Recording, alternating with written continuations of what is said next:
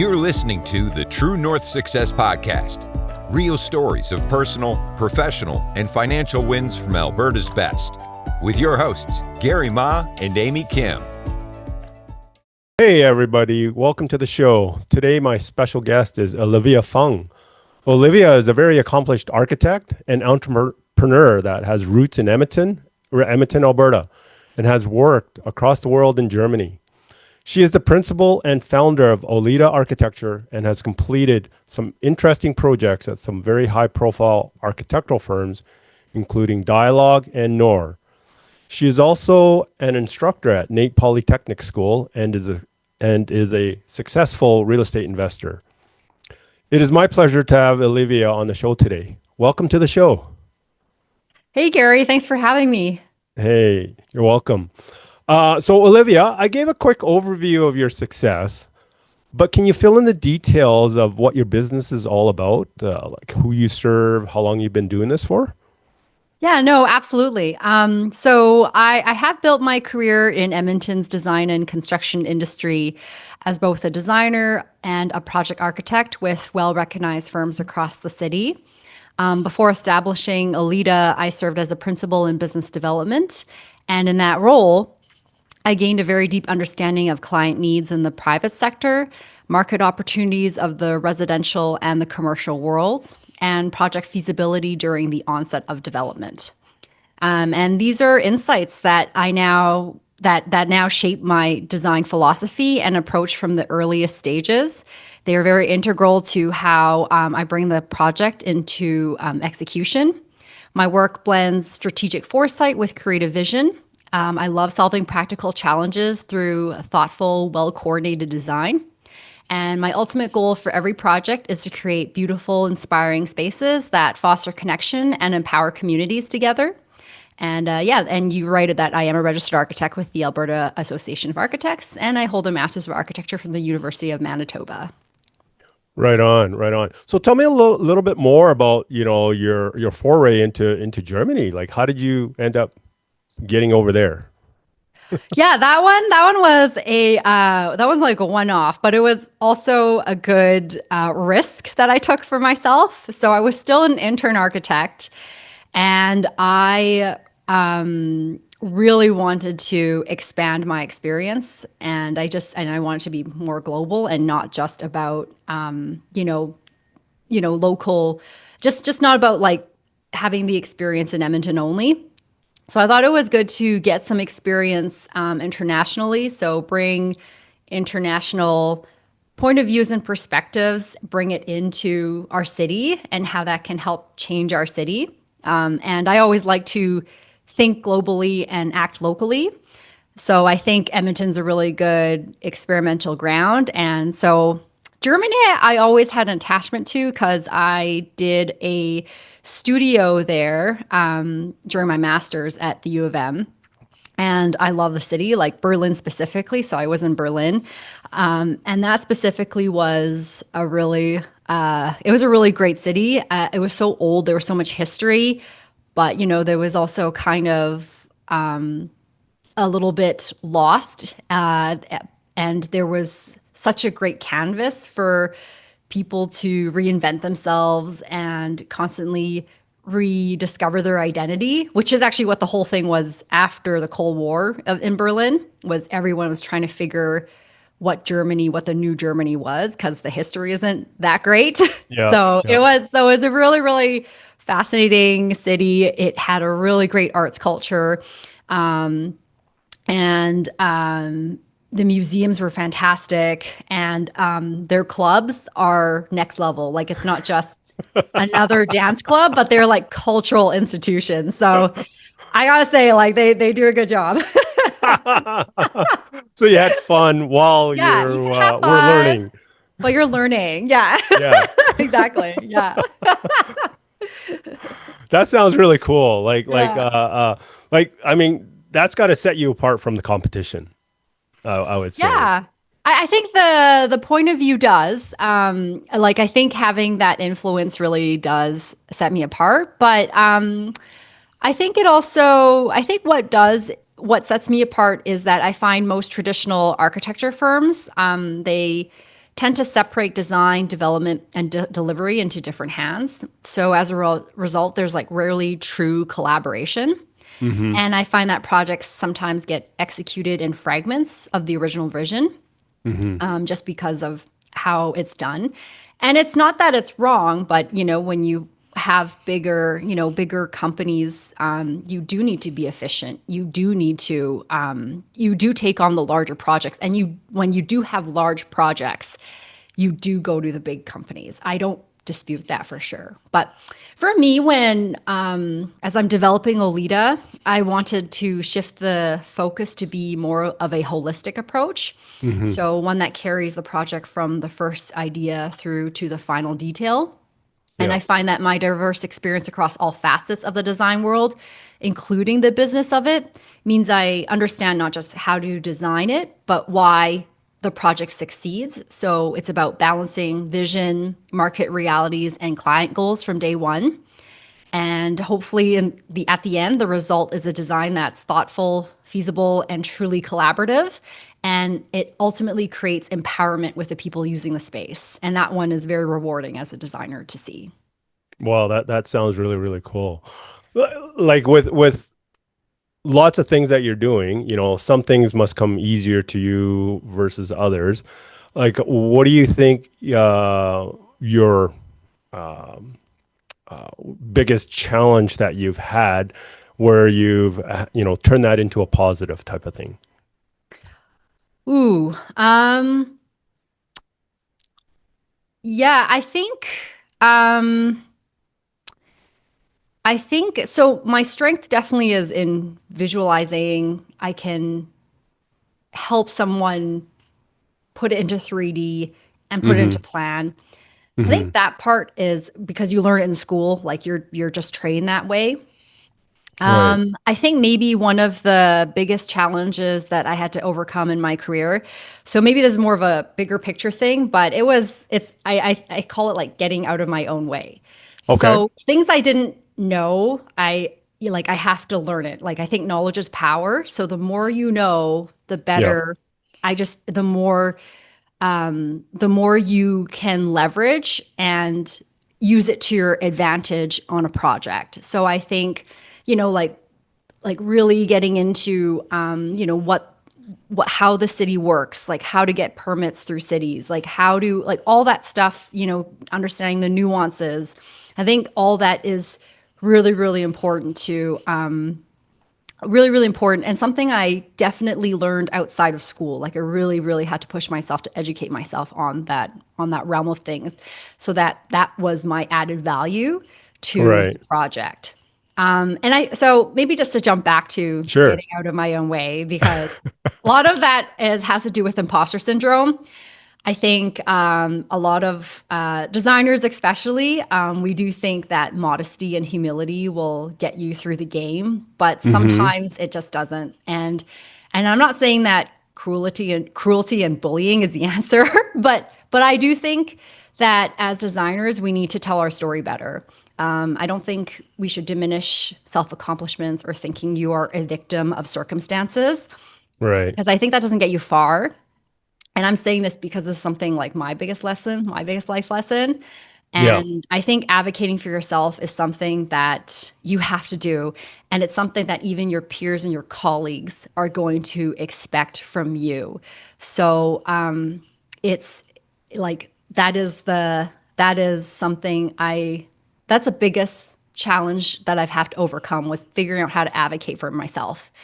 Because, yeah, just background, how we were raised. We're not raised to like be boastful or Right. confident. Yeah. And it's not trying to always talk about yourself, but it's more trying to, yeah, you are your own biggest advocate. No one else is going to do it for you. You have to push. You have to be the one to do or act in face Yeah. of opposition, in face of like potential criticism and failure. Like, I think that's the only way you can truly evolve and Right. overcome it. Well, And I yeah, think, you can see that through the growth of your, your career as an architect. You started down as an intern and went all the way as a principal with Nor. in a quite a short Yeah. time period. Yeah, it's true. It was definitely I think the principal at that company definitely was a really great opportunity for me to advance my career, and that's how I saw it. Hmm. And it was difficult, but it was because it was a very tough position. Yeah. But at the same time, tons of like lessons learned, right? Right. The other big one that I learned too was is that being nice doesn't save you from difficult conversations. And this one was an eye opener. You could be nice and warm in business development, but I think we try to be good and we try to be accommodating people, especially like consultants are service, like we're very service Right. driven. Yeah. Yeah. But, we're not always working in ideal, perfect relationships or perfect circumstances. So, there's uh there's this nuance between nice and kindness. I think Yeah. kindness is really important. I think it's a lot deeper, but nice is a little bit surface. So, Right. I still think you can still disagree and still be kind. And I still think you can be honest, but also straightforward and still care about what you're trying to do. So Right. that was also a self-growth one. So more self-growth than I'd say like skills right now at this point in my career. Well, I mean, with that in mind, like, what kind Yeah. of tips or suggestions would you give someone that wants to be more successful? You know? Yeah. Okay. So there's these like five quotes that I've just been really drawn to. So I'm just Yeah. going to say what they Okay. are. Yeah. So number one is your next move matters more than your last mistake. Mm. Number Okay. two, your normal day is someone's dream. So be thankful every day. Mm. Number three Hmm. is you have two choices, evolve or repeat. Number Hmm. four, privacy is power. What people don't know, they can't ruin. Number five, if you fail, congratulations. Most people don't even try. That's so true. That's Right? so true. Yeah. Yeah. Yeah. Yeah. Failure is, I mean, if you learn from failures, it's such a growth point type of thing. Right? Yeah. Yeah. Like, I think you can't get through life without failing. Exactly. Yeah. Exactly. I mean, Yeah. I'm teaching right now, and I have, very, very bright students. But it's all, I think they get very caught up in the mark, like Yeah. the final grade of it all versus Right. the process, The learning from it. the learning from it. Yeah. So they're very afraid to fail. Yeah. And not that, I mean, trying to do good, like doing your best is really, really important. I totally agree with that. But there are days where you wake up and you do your best and you still can't connect with a person. You still can't get it through to the client. Like those days happen. It's a real life thing. So, Hmm. through gentle pushing, I'm trying to get these students to realize that you like it's okay to fail. It's okay that this mark isn't above a certain grade, and just don't be so hard for yourself and just move on. Right. Yeah. Yeah, Well, for sure. I mean, in the real world, failure is part of it. I think, totally. I would say that, if you're not failing, you're not growing. Yeah, I agree. I agree. Yeah. Right. Yeah. Yeah. It's so important as entrepreneur because, I mean, we don't have, I mean, typically entrepreneurs don't have all the answers. Right. No, 1,000%. Yeah. And Yeah. you're not, and it's not perfect. Like there's Yeah. things that you have gaps that you need someone to help. And I think it's why it is important to find your people like that can help you, support you. You know who to go to for this, you know who to go to for that. And I think like, I'm 3 months into my company. I think looking for that has been really important. And it's always surprising when you go from obviously a company Yeah. to being backed by yourself. You'll realize really fast who are your friends and who aren't. Right. But it's been, like I said, it's been a really good growth. Yeah. Yeah, yeah, Yeah. that's awesome. I mean, you're getting, lots of success that way. You're going to grow your Thank business, you. Yeah. right? Thanks. Thanks. Yeah. Yeah. So like, I mean, you're also a real estate investor, One and project though. well, I mean, one What do you project think, is Carrie? still, like Yeah. as an investor, you're Yeah. still Yeah. invested in real estate, Yeah. That's right? true. Yeah. Yeah. Like, what are your thoughts on creating passive income compared to, that could enhance or even replace active income? I am for it. I Yeah. do I yes, but I think what I look at passive income definitely more as investing in things that help you work smarter and not harder, Mm-hmm. Mm-hmm. so that you are paid more for value and not for time. And Right. that's where I think passive income, to me, it makes it like, that's the part where they say like, oh, you're making money in your sleep, but it's more of that you're getting more value. You're charging more because your value is way up there. Right. So that's how. So you're not. It equates to a. It doesn't equate to the amount of time Yeah. that you would have to charge for before. Like, it's not it's not through an hourly. It's not through an hourly equation. Yeah. It's definitely more through like, okay, you're giving me this value, so here's Right. the fee, or here's like the cost of it, and you're not getting questioned about the hour. So I Yeah. think Go that ahead. one is tricky though, don't get me wrong. Like, Yeah. I think that's part that is about, I think that's where it's like investing in, yeah, you invest in, it's with, whether it's property or whether it's education or whether something to bring the value up, Yeah. and then you can get more instead of working harder and spending more time on it. Right. Right. Yeah. So like, as a passive investor, Yeah. it could, like, you could replace or add to your income. And typically what I've found with other people is that it allows you to buy your time back. Yeah. Well said. That's exactly what it Right. is. Yeah. Yeah. Yeah. So, Yeah. like, if you had enough passive income, would you be able to do lots of other things that wanted to do? A- Absolutely. Yes. Yeah. Yeah, like I would, yeah, like love to travel, and I love to bring Right. my family to travel, you know? Right. Right. Yeah.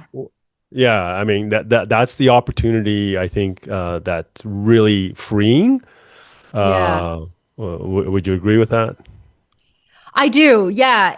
I think it's freeing because you're not answering to a salary anymore. Like, you're not Yeah. answering to somebody dictating whether or not you can take time off, or you yeah, you can take time off, or you only get paid, or you're capped off at this, at such and such.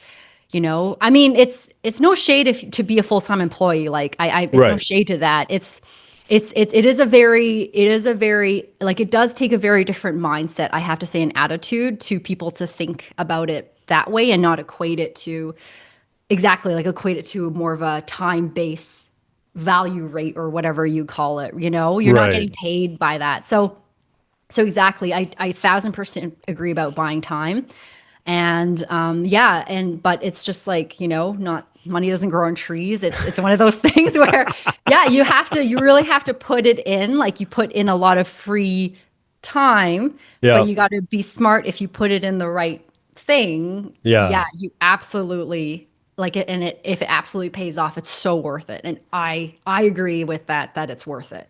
Yeah. Yeah, yeah, Hmm. that's very cool.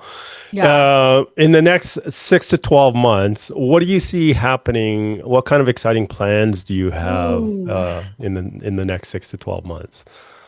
Okay, I find this exciting, but maybe Yeah. not everyone does. But I am building design templates and Excel spreadsheets. Okay. All So right. that's my focus. Right. And I want my back of house to be ready to take Yeah. on work and to overcome those inefficiencies that I find larger studios have, or Yeah. they're currently, I feel like they're suffering from. Like, Right. work, workflow is such, it's always like a topic in studios. Right. How can we make it more efficient or whatever.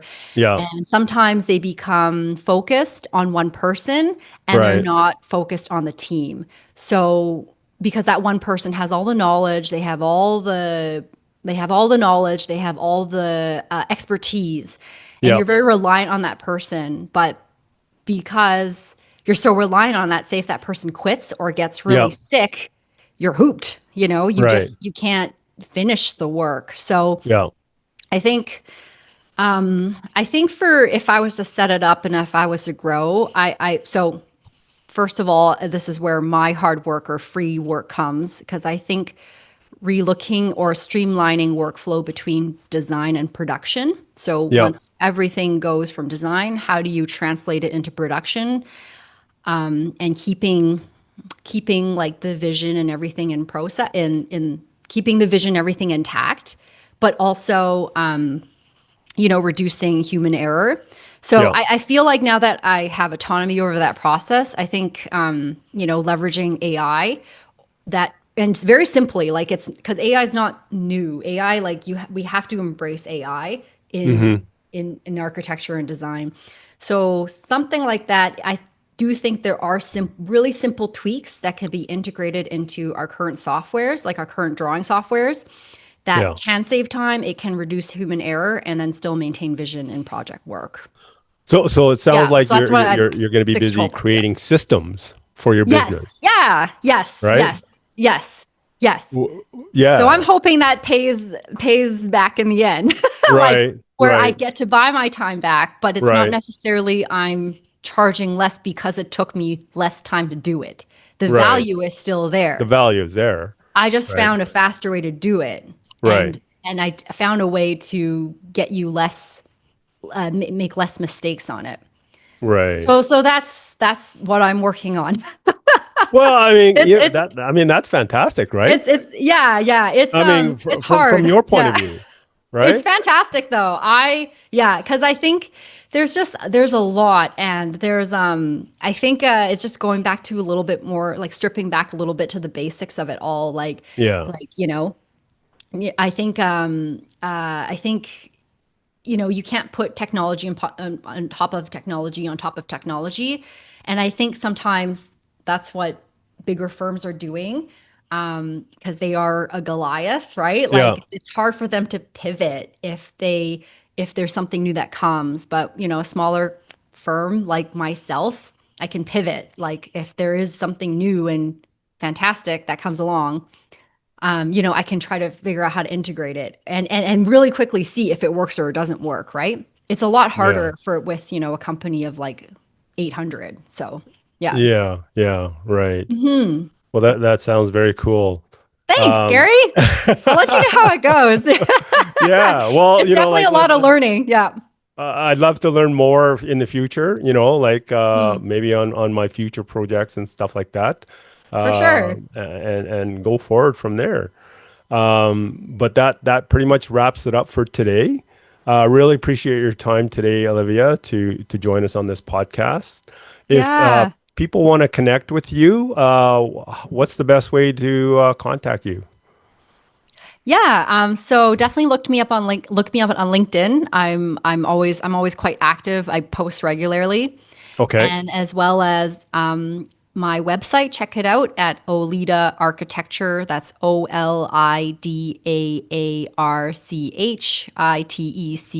OLIDAARCHITECTURE.com. It's architecture. Okay. So I had to write that for naming reasons with the association. Oh, okay. So yeah, like I couldn't call it anything simpler. But Okay. it's also on my LinkedIn, should you want to Okay. connect. Yeah, like I've uploaded there, so no need to scribble it down right at this moment. Right on. Yeah. Thank you so much. Thanks Really so much for having me, appreciate it. Gary. This was Yeah, fun. it was cool. Thank you. All right. Bye-bye. See you. Want to share your success story? Apply to be a guest at truenorthsuccessshow.com/guest. We'd love to hear from you.